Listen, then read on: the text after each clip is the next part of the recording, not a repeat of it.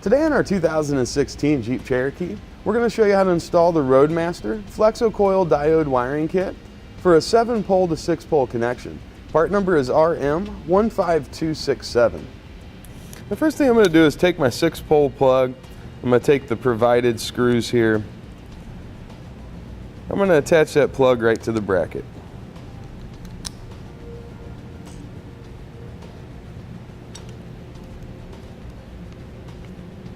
And once that's attached, we'll pull the boot off the back, and we want to slide our wiring through the boot.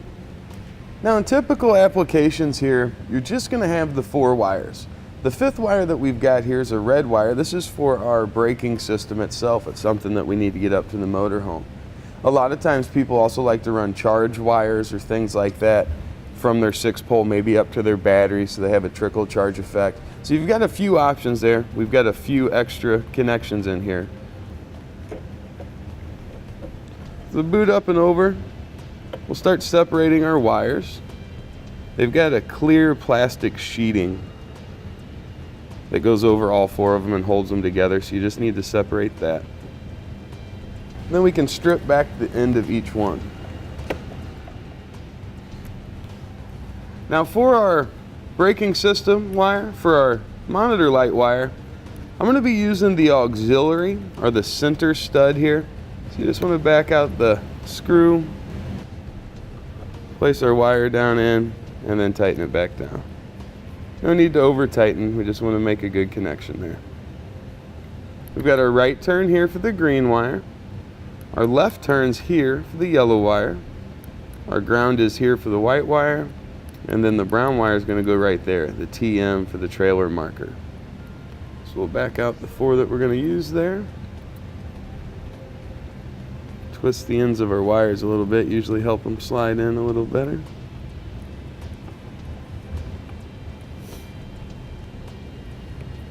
Now we'll slide our boot down over. If you've got a little gap like that, I like to use a little bit of electrical tape and just wrap it up. We'll turn our wiring right up here where we want it, and we'll want to mark the 2 spots on the bracket where we need to drill our holes. And we'll take our drill bit and drill those out.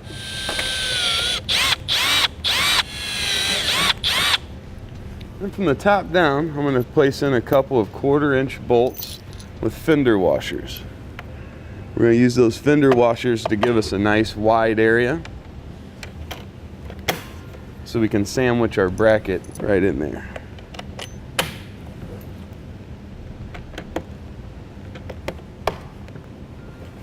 And from the bottom, I'm going to use some serrated lock nuts.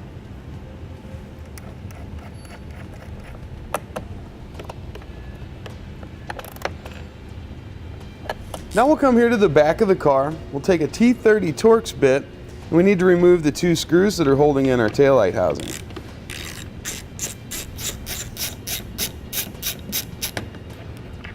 Now we'll gently pull rearward. You need to separate the 2 ball clips right here that clip into these 2 holes. That'll allow us to look in the back. And what we need to do is determine which of our wires here, which has power when we turn on the running lights, and which wire has power when we turn on the blinkers or the brake lights. We need to tie our diodes into these so we can get signal from the motorhome and from the vehicle going into the housing.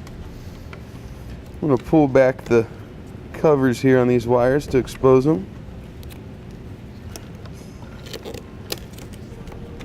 Alright, now with our wires exposed, we can use our test light to test our wiring back here while we have somebody in the car running through the lights. Now if the running light's on in the vehicle, let's go through and test our wires. Now off, and back on. Perfect, so that's going to be for our regular running lights, that's going to be our yellow wire. Now let's have them turn on our blinker. Now with our blinker on, we'll do the same test. This is a combined system, meaning the blinker and the brake use the same light. So we'll just need to find that and tie into it.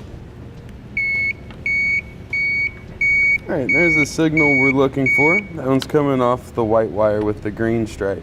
So white wire with yellow is going to be for our running lights. white wire with green. It's going to be for our turn signal and for our stoplight. Now we've got that figured out. We'll write it down. We'll press the small black tab right here on top of the clip. And we can separate that plug, give us a little room to work. We'll set our taillight aside somewhere safe so it won't get damaged. Now we'll do the same thing for our passenger side. And back on. So the white with gray on the passenger side is going to be for our running lights. And now our blinker. And it looks like the yellow and white, that's going to be for the turn signal and the brake on this side. We'll remove this housing as well and get it set aside. Now I'm going to come to the driver's side here. I'm going to put a piece of airline tubing kind of down, where it'll kind of run down behind this panel here. We're going to use this to connect our wiring to on the bottom side so we can pull it up to us. Just good to have that in place before you get underneath the car. Now we'll take our 4-pole wire here where we stopped earlier in running it. Let's push it on back right over that panel we talked about.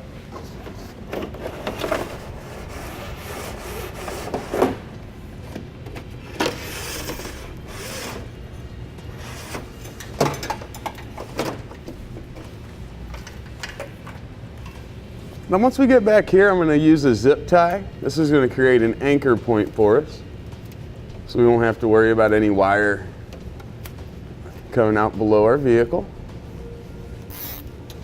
And we'll grab our pull cable that we put down here earlier. All right, and we'll pull it on up to us. We'll just gently pull our wires on up. We can take off our tape.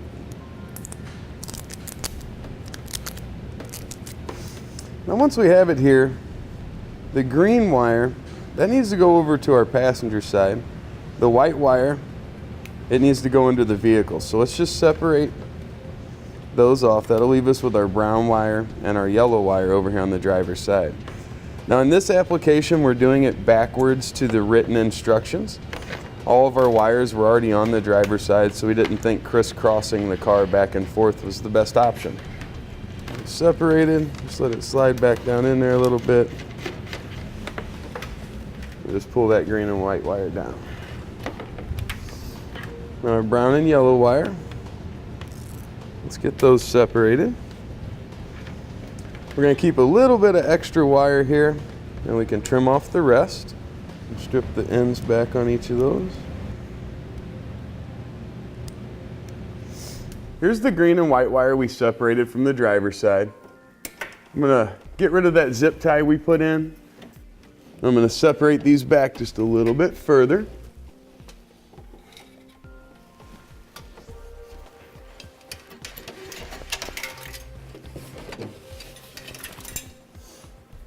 Now eventually we'll be connecting our ground wire right up here on this steel on the bottom side of the vehicle, so we'll leave enough to where we can make that connection. And my white wire, what I've got left, I'm going to use this as my jumper wire to go from my driver's side over to my passenger side with my trailer marker lights or with my running light signal. My green wire, I'm going to bring it across kind of right through here where this rear differential is.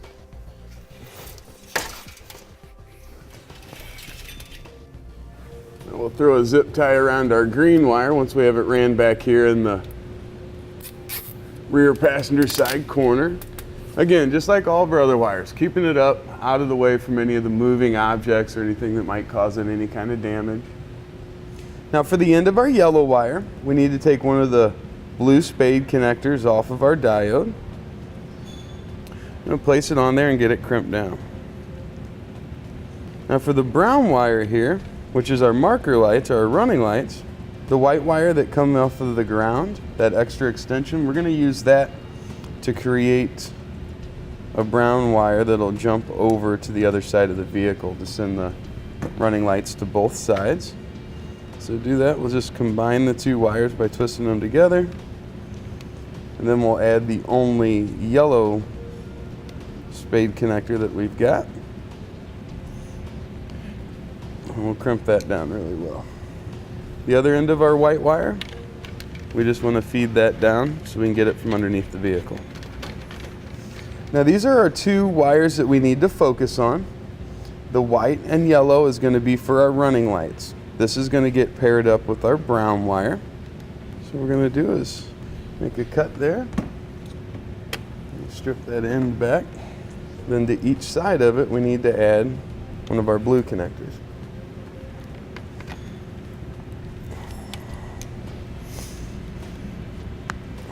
Now we can grab our diode. The out, we want that to go out to the taillight assembly itself. Then we'll bring our factory signal in, and also our coach signal in. So what this takes care of is it gets our signal from our factory connection, also our signal from our motorhome, and it's going to operate the same lights. So it'll take the two signals, whichever one we happen to be using at the time. If we're driving our car, it'll be this one. If we're driving the motorhome and towing the car, it's going to be this one, and send it out to the light so it'll operate for us. The great thing about the diodes, they offer protection for both the motorhome and the towed vehicle. So we won't have any backfeeding from the motorhome coming into our towed vehicle, or any signal from our towed vehicle being backfed into our motorhome. It'll keep everything nice and safe. Now the flat surface right below the grommet there, I'm going to clean that up with some rubbing alcohol just to make sure we don't have any dirt or debris there. Let that evaporate. We'll pull the cover off the back side of our diode there. And we'll place it right there. We want it to be kind of below the level of where our tail light's going to slide in. But we want to keep our connector close enough so it'll still go in the back of the housing. And we'll do the same thing for our green wire here, but this time we're going to be using 3 blue connectors. We won't be doubling anything.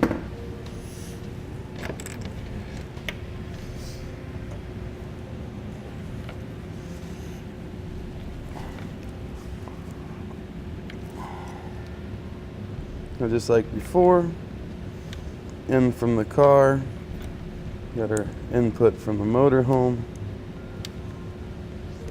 and our output to our plug. Now this one's going to go right on top of its buddy there. Now we can plug our plug back into our taillight, pop it back into position, and then just replace our 2 screws. Now we'll run our fish wire, whatever we decided to use, down our passenger side here.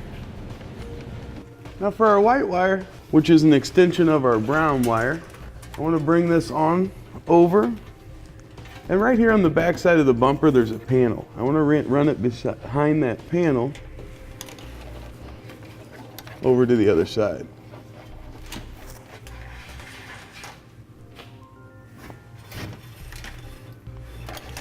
It'd be a good idea to anchor that white wire out as well.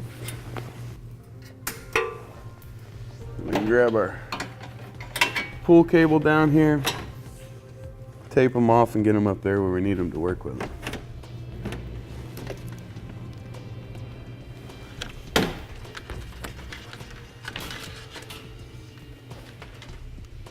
Let's take care of our white wire first. Now this is an extension of our brown, or our running light circuit.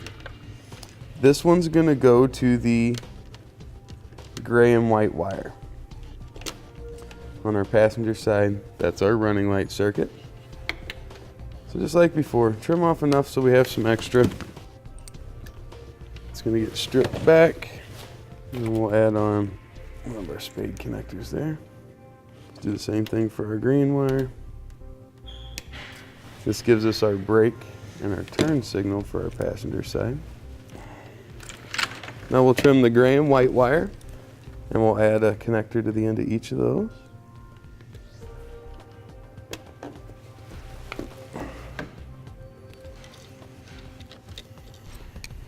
And we'll have our in from the car, we'll have our in from the motorhome, and those run out to the factory plug. Again, a little bit of rubbing alcohol there to clean off our surface. Now we'll do the same for the white and yellow, which acts as our stop and turn.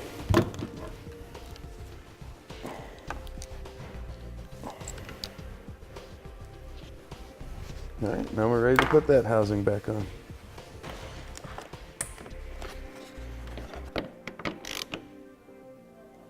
Now for the ground wire, we want to strip the end of that back. And we can use our provided ring terminal. Slide that on. And then with the self-tapping screw, we'll secure it right up to the frame of the vehicle.